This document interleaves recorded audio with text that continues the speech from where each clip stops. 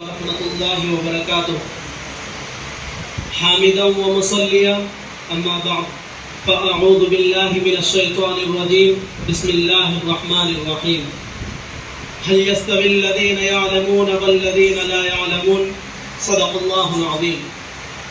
معزز مہمانان عظام و حضرات حکمین، کسی بھی قوم یا معاشرے کی ترقی علم پر منحصر ہے.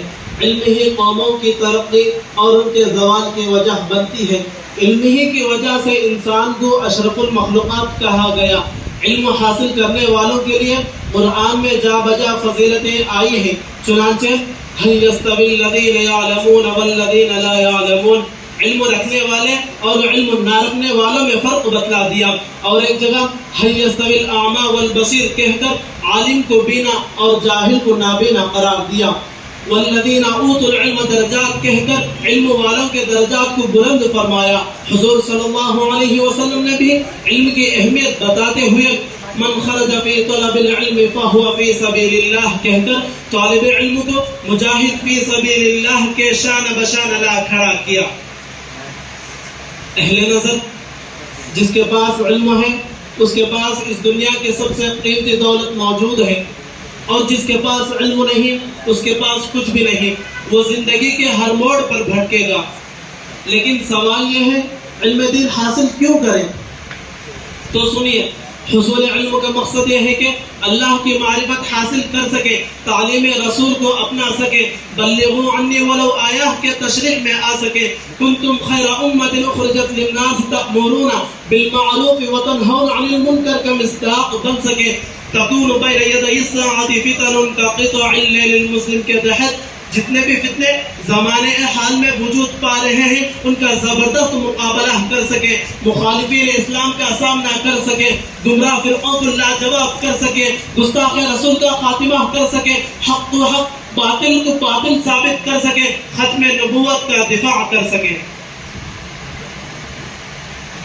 سامعین مسابقہ، علم حاصل کرنے کے بعد اب آپ کے اندر راسخ ایمان ہو، صبر و شکر، تقوی و پرہیزگاری کا شیبہ ہو، آپ عدل و انصاف کے پیکر ہوں، حق گوئی و بے باکی میں بے نظیر ہوں، آپ کے اندر کردار کی بلندی، خوف خدا اور عشق مصطفیٰ ہو، آپ کے قلوب کتاب اللہ و سنت رسول سے منور ہوں، آپ حوصلوں کے پہاڑوں ہمدرد قوم و ملت ہوں، آپ کے اندر گھاٹے مارتا ہوا ولولہ اور صدائے حق کو بلند کرنے کی طاقت ہو، آپ کے اندر ظلم و بربریت کے خلاف آواز اٹھانے کی جرأت اور اسلام پر مر مٹنے کا شوق ہو، آپ کے اندر ملت اسلامیہ کی بے راہ روی کا غم، حق کی زبان اور با اثر قلم ہو، آپ کی نظر عارفانہ، جگر غازیانہ، ابا عالمانہ، ابا زاہدانہ اور آپ کو جانتا سارا زمانہ ہو.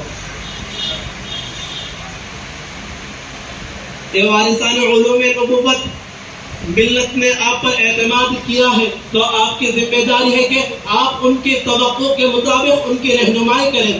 آج باطل طاقتیں نئی شکلیں اختیار کر کے ملت اسلامیہ پر حملہ آور ہیں، اور وہ لوگ اپنے عقائد باطلہ و خیالات فاسدہ کے ذریعے بھولے بھالے مسلمانوں پر اپنا سکہ جما کر ان کو گمراہی و لادینی کی طرف دھکیل رہے ہیں، ان کے عقائد کو مجروح، ان کے ایمان کو سرد کرنے کی کوشش کر رہے ہیں.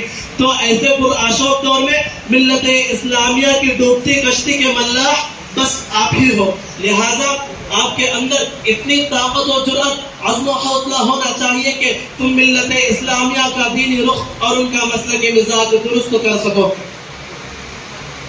اے طلباء مدارس اسلامیہ، آپ اپنی ذمہ داری کا خیال اپنے اندر پیدا کرتے ہوئے دینی، ملی، سماجی، رفاہی، اصلاحی اور فلاحی کاموں میں حصہ لے کر ملت اسلامیہ کی رہبری و رہنمائی کریں، تاکہ باطل کی گھٹا ٹوپ ہواؤں میں بھولے بھالے مسلمانوں کی ایمانی شمع بجھ نہ سکے، ان کے ایمان کے لالے نہ بڑھ جائیں. لہذا آپ کو آگے بڑھنا ہوگا، پوری خود اعتمادی کے ساتھ توکل علی اللہ کی بنیاد پر اپنے قدم کو آگے بڑھانا ہوگا. محلہ محلہ، چپا چپا گھوم گھوم کر اعلاء کلمت اللہ اور صدائے حق کو بلند کرنا ہوگا.